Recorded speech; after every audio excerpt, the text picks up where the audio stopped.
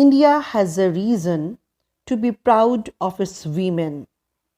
India has a lady president. India, which is the largest democracy in the world, had a lady prime minister, the Iron Woman, Mrs. Indira Gandhi. Women chief ministers and governors.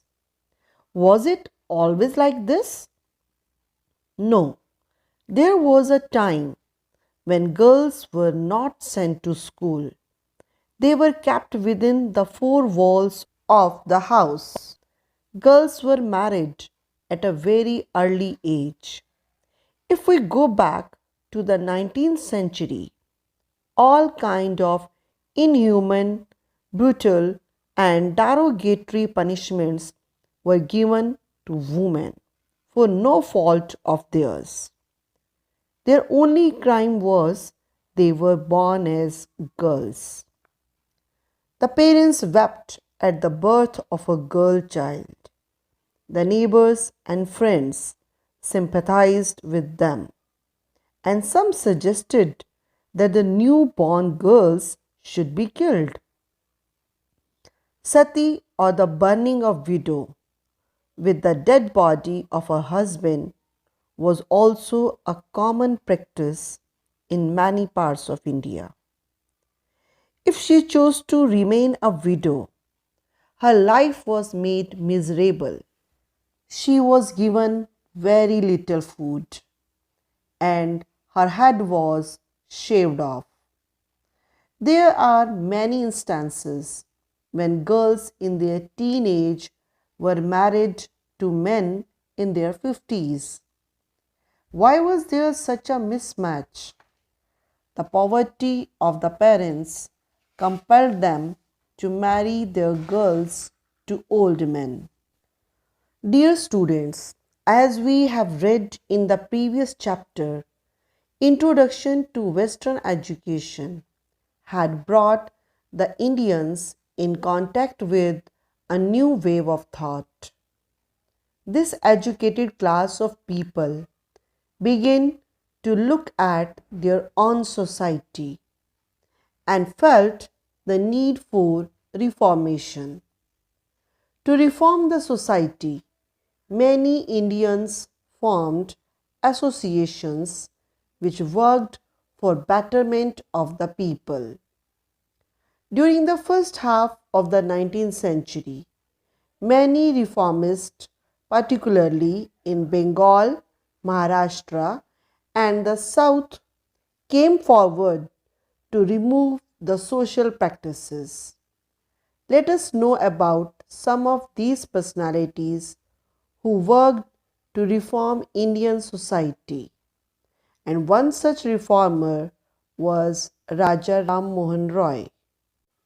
He was well versed in English, Sanskrit, Persian, Greek languages. He even had read the scriptures of the Hindus, Muslims, and Christians. He founded the Reform Association known as the Brahma Samaj in Calcutta in 1828. Originally, it was called Brahma Sabha. He advocated for the education of women. Raja Ram Mohan Roy is well remembered for his role in abolishing the practice of sati. Through his writings in Samved Kaumudi, he led a campaign against sati. With the support of Lord William Banting, who was a Governor General at that time, the practice of sati was stopped in 1829 by law. He also campaigned for the rights for women, including the rights for widows to remarry and to hold property. You know, he is also known as the maker of modern India. Widow remarriage. The condition of widows was pitiable in the 19th century. They were not allowed to remarry. nor could they attend family functions because their presence at such happy occasions was considered inauspicious. A great social reformer, Ishwar Chandra Vidyasagar, protested against polygamy, child marriage, and favored widow remarriage and women's education. Because of his efforts, the Widow Remarriage Act was passed in 1856 by making the marriage of widows legal.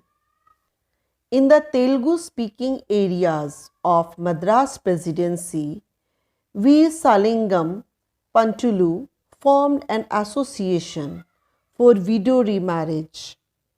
He dedicated his entire life to the cause of uplift of women in his society.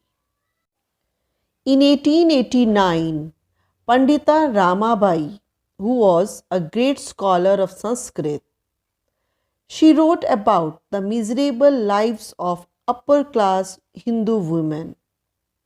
She founded a widow's home, Mukti Sadan, at Pune.